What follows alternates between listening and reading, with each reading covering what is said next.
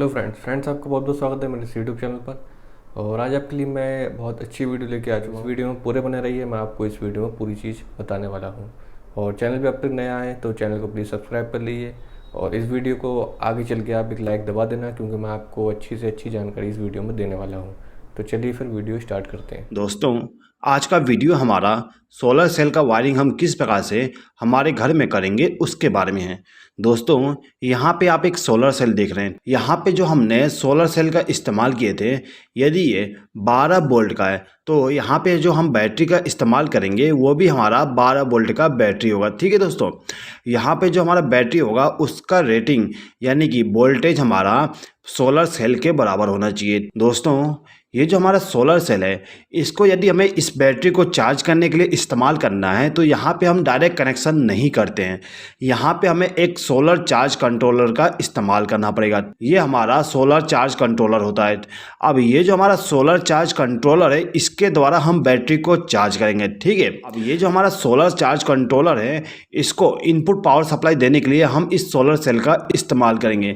तो इसके लिए हम क्या करते हैं कि ये जो हमारा सोलर सेल है, इसका जो पॉजिटिव टर्मिनल होती है वहां से एक वायर को कनेक्ट करके लाएंगे, और जो हमारा सोलर चार्ज कंट्रोलर होती है उसका जो पहला टर्मिनल होता है यानी कि ये वाली टर्मिनल, इस टर्मिनल पे हम वायर को कनेक्ट कर देते हैं। ये जो हमारा पहला टर्मिनल होती है, इस टर्मिनल पे हम सोलर सेल का जो पॉजिटिव वायर होती है उसको कनेक्ट करते हैं। ठीक है दोस्तों, अब ये जो हमारा सोलर सेल है, इसका जो नेगेटिव वायर है उसको हम ले जाके इस दूसरे वाले टर्मिनल पे कनेक्ट कर देंगे। ये हमारा नेगेटिव टर्मिनल हो जाएगा। अब यहाँ पर हमने इसका कनेक्शन कर दिया तो यहाँ पे जो हमारा सोलर चार्ज कंट्रोलर था, इसको इनपुट पावर सप्लाई मिल गया सोलर सेल के द्वारा। ठीक है दोस्तों, अब यदि मुझे यहाँ पे बैटरी का इस्तेमाल नहीं करना है, यानी कि मुझे यदि इस सोलर सेल के द्वारा डायरेक्टली किसी बल्ब को या भी कोई इलेक्ट्रिकल इक्विपमेंट है जो डीसी से चलती है, यदि मुझे उसको कनेक्ट करना है तो मैं डायरेक्ट कनेक्ट कर सकता हूँ। यहाँ पे एग्जांपल के लिए मैंने आपको एक डीसी बल्ब दिखाया हूँ। ठीक है, अब यदि मुझे इस डीसी बल्ब को डायरेक्ट कनेक्ट करना है इसके द्वारा, यहाँ पे बैटरी का इस्तेमाल बैकअप के लिए किया जा रहा है, तो यहाँ पे मैं बैकअप का इस्तेमाल नहीं करना चाह रहा हूँ, तो मैं क्या करूँगा, यहाँ पे जो हमारा सोलर चार्ज कंट्रोलर था, इसका जो दो लास्ट टर्मिनल है यानी कि ये वाली टर्मिनल, ये वाली पॉजिटिव टर्मिनल होती है और ये नेगेटिव टर्मिनल होती है, ये आउटपुट पावर सप्लाई होती है डीसी के लिए। ठीक है दोस्तों, तो मैं क्या करूँगा, यहाँ से एक वायर को कनेक्ट करूँगा और इसको ले जाके हमारा जो बल्ब है उसको पॉजिटिव सप्लाई दे दूंगा। इसी प्रकार से ये जो दूसरा टर्मिनल है, यहाँ से एक वायर को कनेक्ट करके लेके जाऊँगा और इसको क्या करूँगा, बल्ब को नेगेटिव सप्लाई दे दूंगा। ठीक है दोस्तों, अब यदि मैं इस प्रकार से कनेक्शन करता हूं तो यहाँ पे जो हमारा सोलर सेल का आउटपुट वोल्टेज मिलता है वो सीधे ही इस बल्ब को मिल जाएगा, जिससे जितने टाइम ये हमारा सोलर सेल वोल्टेज को प्रोड्यूस करेगा उतने टाइम हमारा बल्ब ग्लो करेगा। लेकिन यदि रात होती है तो ये रात में हमारा जो बल्ब है वो ऑफ हो जाएगी, क्योंकि रात में हमारा जो सोलर सेल होती है वो काम नहीं करता। दोस्तों, आपके मन में एक सवाल आ रहा होगा कि यहाँ पे हम सोलर चार्ज कंट्रोलर का इस्तेमाल क्यों कर रहे हैं। दोस्तों देखिए, यहाँ पे हम सोलर चार्ज कंट्रोलर का इस्तेमाल इसलिए कर रहे हैं क्योंकि यहाँ पे जो हमारा सोलर सेल होता है वो दिन के समय में अलग अलग वोल्टेज को प्रोड्यूस करता है। यानी कि यदि हमारा जो धूप है यानी कि सनलाइट है वो नॉर्मल कंडीशन में, तो ये जो हमारा सोलर सेल है वो 12 वोल्ट प्रोड्यूस करेगा। लेकिन यदि हमारा जो धूप है वो कड़कती धूप है तो उस कंडीशन में ये जो सोलर सेल है वो ज़्यादा वोल्टेज प्रोड्यूस करेगा। आपको यहाँ पे मैं बता दूँ कि ये जो हमारा सोलर सेल है ये 20 वोल्ट तक वोल्टेज को प्रोड्यूस कर सकता है। अब यदि मैं इसको डायरेक्ट 20 वोल्ट दे दूँ तो हमारा जो बैटरी है वो डैमेज हो सकता है, या फिर जो इक्विपमेंट हम कनेक्ट करेंगे वो भी डैमेज हो सकता है। इसलिए यहाँ पे हमें सोलर चार्ज कंट्रोलर का इस्तेमाल करना पड़ेगा। ये जो सोलर चार्ज कंट्रोलर है वो वोल्टेज को नियंत्रित करेगा, यानी कि आउटपुट वोल्टेज जो देगा वो कांस्टेंट वोल्टेज देगा। ठीक है दोस्तों, अब देखिए, अब यहाँ पे मैंने आपको बता दिया कि किस प्रकार से यदि हमें बिना बैटरी का इस्तेमाल किए डीसी अप्लायंस को कनेक्ट करना है तो कैसे करेंगे। ठीक है, अब यदि मुझे यहाँ पे बैटरी को भी कनेक्ट करना है तो देखिए कैसे करेंगे। यहाँ पे जो बैटरी है उसको कनेक्शन करने के लिए हम क्या करेंगे, ये जो हमारा सोलर चार्ज कंट्रोलर है इसका जो तीसरा टर्मिनल है ये वाली, इस टर्मिनल से हम एक वायर को कनेक्ट करके इसको ले जाके हमारा जो बैटरी है उसके पॉजिटिव टर्मिनल पे कनेक्ट कर देंगे, जिससे क्या होगा, जो हमारा पॉजिटिव सप्लाई है वो हमारे बैटरी में पहुंच जाएगी। ठीक है, अब ये जो हमारा 4 नंबर का टर्मिनल है ये हमारा नेगेटिव सप्लाई होती है। ठीक है, तो यहाँ से मैं एक वायर को कनेक्ट करके ले जाके हमारा जो बैटरी है उसको नेगेटिव सप्लाई दे दूंगा। तो यहाँ पे हमने कनेक्शन कर दिए। ठीक है दोस्तों, तो यहाँ पे हमारा जो सोलर चार्ज कंट्रोलर था उसमें जितने भी कनेक्शन करने थे वो कंप्लीट हो गया। अब दोस्तों यदि आप इस प्रकार से कनेक्शन करते हो तो आपका जो सोलर सेल है वो यदि धूप में है यानी कि वोल्टेज को प्रोड्यूस कर रहा है तो क्या होगा, यहाँ पे जो हमारा सोलर चार्ज कंट्रोलर है वो इस बैटरी को भी चार्ज करेगा और कुछ हिस्सा इस बल्ब को देगा, जिससे कि ये जो बल्ब है वो ग्लो करेगा। अब यदि ये जो बल्ब है उसका लोड ज़्यादा है इस सोलर सेल से, तो उस कंडीशन में क्या होगा, हमारा बैटरी चार्ज नहीं होगा, जितने भी पावर सप्लाई प्रोड्यूस होगा वो सीधे इस आउटपुट में चली जाएगी। ठीक है, अब यदि हमारा जो आउटपुट लोड यानी कि लोड जो हम कनेक्ट किए हैं यहाँ पे वो यदि कम है तो उस कंडीशन में हमारा बैटरी चार्ज होती है। ठीक है दोस्तों, यहाँ पे आप लोड कनेक्ट करने से पहले आपको ये मालूम होना चाहिए कि आपका जो सोलर सेल है वो कितने वाट का है और उस वाट के हिसाब से हम यहाँ पे लोड को भी कनेक्ट करते हैं। ठीक है दोस्तों, अब दोस्तों देखिए, हमारे घर में डीसी अप्लायंस बहुत ही कम इस्तेमाल करते हैं। हमारे घरों में सबसे ज़्यादा तो एसी अप्लायंस होती है यानी कि एसी लोड होता है। ठीक है दोस्तों, तो यहाँ पे मैंने एग्जांपल के लिए एक पंखा और 2 एलईडी बल्ब ले लिया हूँ। ठीक है दोस्तों देखिए, ये जो हमारा पंखा और 2 एलईडी बल्ब है इसको चालू और बंद करने के लिए यहाँ पे मैं एक स्विच बोर्ड का इस्तेमाल करूँगा। तो ये हमारा स्विच बोर्ड हो जाएगा। ठीक है दोस्तों, इसी स्विच बोर्ड के द्वारा हम इनको कंट्रोल करेंगे। अब दोस्तों देखिए, ये जो हमारा पंखा है और जो एलईडी बल्ब है ये एसी सप्लाई से चलने वाली है। ठीक है दोस्तों, और यहाँ पे हमारे पास एक बैटरी है। आपको मालूम ही होगा बैटरी डीसी सप्लाई देता है, तो यहाँ पे हमें डीसी सप्लाई को एसी में कन्वर्ट करना पड़ेगा। तो एसी में कन्वर्ट करने के लिए यहाँ पर हम एक इन्वर्टर का इस्तेमाल करेंगे। ठीक है दोस्तों, तो ये हमारा इन्वर्टर हो जाएगा, इसके द्वारा हम डीसी सप्लाई को एसी में कन्वर्ट करेंगे। तो ये जो हमारा इन्वर्टर है वो सिंपल इन्वर्टर है। ठीक है, यहाँ पे आपको सोलर इन्वर्टर भी मिल जाएगा। यदि आप सोलर इन्वर्टर का इस्तेमाल कर रहे हैं तो आपको ये सोलर चार्ज कंट्रोलर का इस्तेमाल करने की जरूरत नहीं पड़ता है। ठीक है दोस्तों, यहाँ पर मैंने नॉर्मल इन्वर्टर का इस्तेमाल किया हूँ, इसलिए आपको सोलर चार्ज कंट्रोलर का इस्तेमाल करना पड़ेगा। दोस्तों ये जो हमारा इन्वर्टर है इसमें आपको 3 केबल दिख रहे होंगे। एक तो ये रेड वाला केबल, दूसरा ये ब्लैक वाली, और ये एक इनपुट पावर सप्लाई के लिए केबल होता है। ठीक है, तो कुल मिला के इन्वर्टर में 3 केबल है। अब ये जो हमारा इन्वर्टर का रेड केबल है इस केबल को हमें बैटरी के पॉजिटिव टर्मिनल के साथ कनेक्ट करना होता है। तो यहाँ पर हमने इसको कनेक्ट कर दिया। अब ये जो ब्लैक केबल है इसको हम बैटरी के नेगेटिव टर्मिनल के साथ कनेक्ट कर देंगे। ठीक है, जिससे क्या होगा, हमारा जो इन्वर्टर है उसको इनपुट पावर सप्लाई बैटरी के द्वारा मिल जाएगा। अब हमारा जो इन्वर्टर था उसको हमने इनपुट पावर सप्लाई दे दिया बैटरी के द्वारा। दोस्तों ये जो हमारा इन्वर्टर है वो आउटपुट पावर सप्लाई इस सॉकेट में देता है। अब यदि मुझे इस लोड को इस इन्वर्टर के साथ कनेक्ट करना है तो यहाँ से हमें पावर सप्लाई लेना पड़ेगा। तो यहाँ से पावर सप्लाई लेने के लिए मैं एक प्लग टॉप का इस्तेमाल करूँगा। ठीक है दोस्तों, ये हमारा प्लग टॉप हो जाएगा। अब इस प्लग टॉप के द्वारा ही हम इस अप्लायंस को कनेक्ट करेंगे।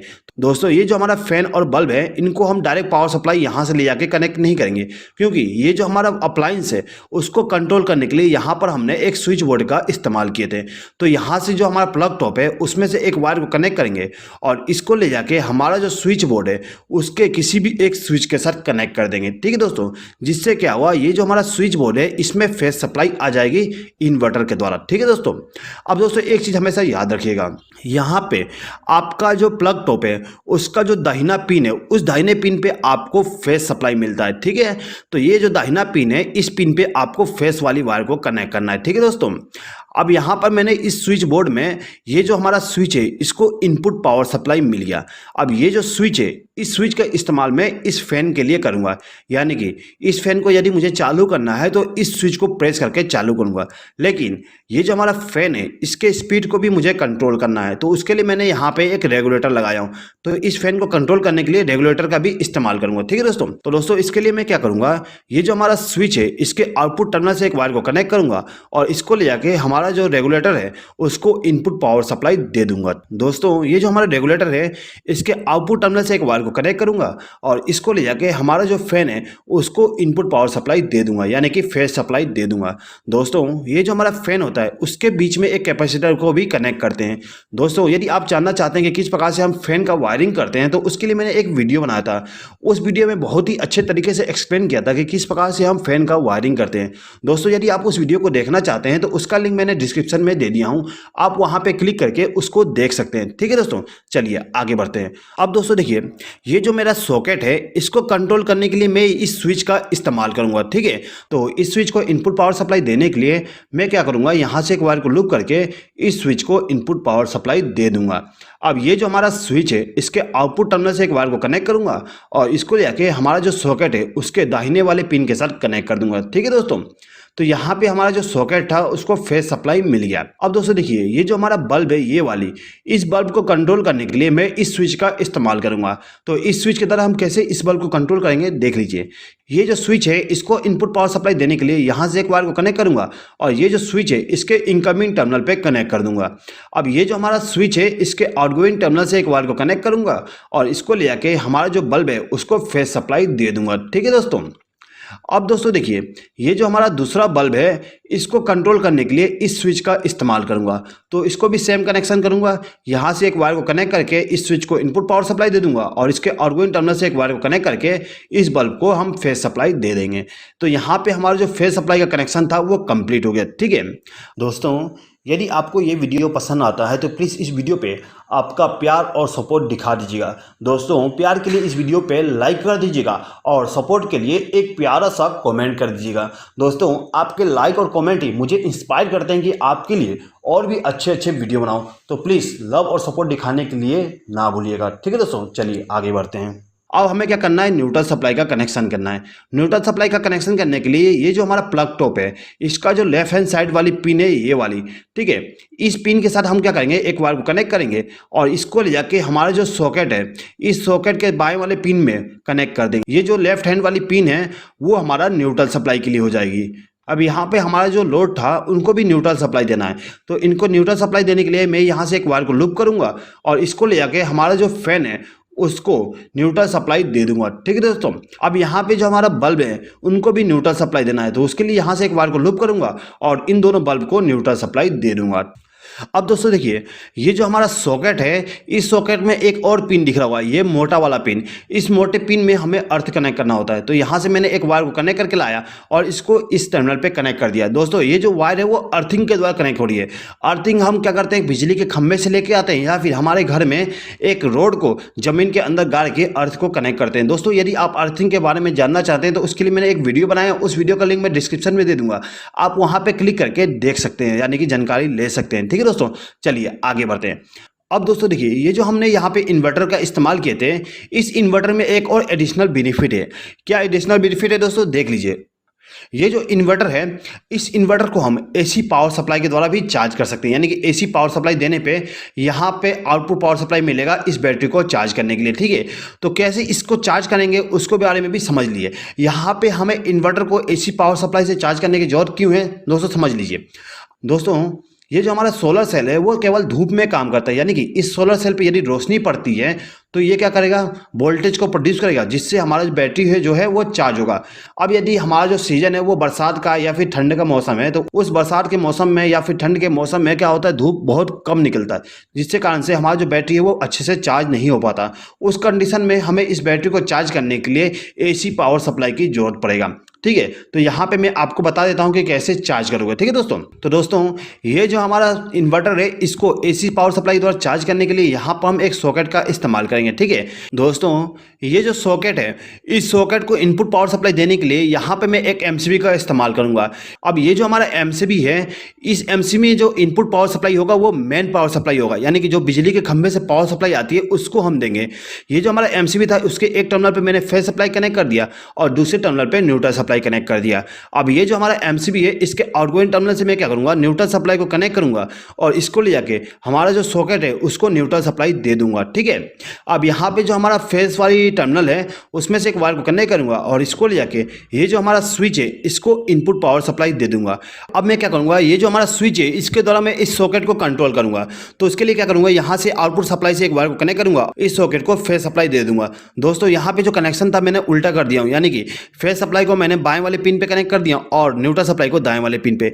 यहाँ पे मैंने कनेक्शन इसलिए उल्टा किया हूँ क्योंकि यहाँ पे मुझे प्लग टॉप का भी कनेक्शन दिखाना है। अब यहाँ पे मैं प्लग टॉप को लेके आऊँगा तो यहाँ पे वायरिंग जो है वो उसको अच्छे तरीके से शो नहीं कर पाऊंगा, इसलिए मैंने यहाँ पे कनेक्शन को थोड़ा उल्टा दिखा दिया। ठीक है, इससे कोई प्रॉब्लम नहीं होता, लेकिन कनेक्शन आप सही करिएगा। ठीक है दोस्तों। अब दोस्तों देखिए, ये जो हमारा सॉकेट है, इस सॉकेट का जो मोटा वाला पिन होता है, मोटे वाले पिन पे हमें अर्थ को कनेक्ट करना होता है। तो उसके लिए मैं क्या करूँगा, यहाँ से एक वायर को कनेक्ट करूँगा और इसको ले आके इस मोटे वाले पिन के साथ कनेक्ट कर दूंगा, जिससे क्या होगा, इस मोटे वाले पिन को अर्थ मिल जाएगा। ठीक है दोस्तों। तो यहाँ पे हमारा जो पावर सॉकेट था उसका कनेक्शन कंप्लीट हो गया है।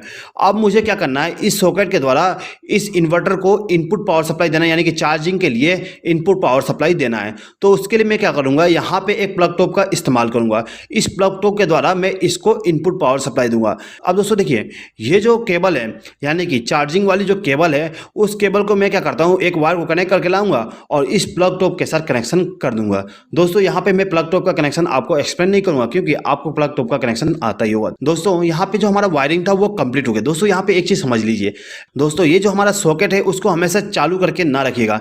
यहाँ पे चालू करके इसलिए नहीं रखिएगा क्योंकि यहाँ पे यदि इसको चालू करके रखते हैं तो ये जो हमारा इन्वर्टर है वो पावर सप्लाई यहाँ से लेके डायरेक्ट पावर सप्लाई चार्जिंग के लिए इस बैटरी को देगा, जिससे क्या होगा, यहाँ पे हमारा जो सोलर सेल था वो भी इसको चार्ज करेगा बैटरी को, और यहाँ से भी चार्जिंग वोल्टेज मिलेगा, जिससे ये जो बैटरी है वो हमारा खराब हो सकता है। ठीक है, हम इस प्लग टॉप का इस्तेमाल उसी टाइम करेंगे जब हमारा जो सोलर सेल है वो वर्क ना करे, यानी कि यहाँ पे जो हमारा प्लग टॉप है उसका इस्तेमाल हम केवल बरसात के टाइम पे या फिर ठंड के टाइम पे करेंगे जब हमारा सोलर सेल वर्क ना कर रहा हो। ठीक है दोस्तों, हमें केवल एक टाइम पे एक ही चार्जिंग इनपुट का इस्तेमाल करना है। ठीक है दोस्तों।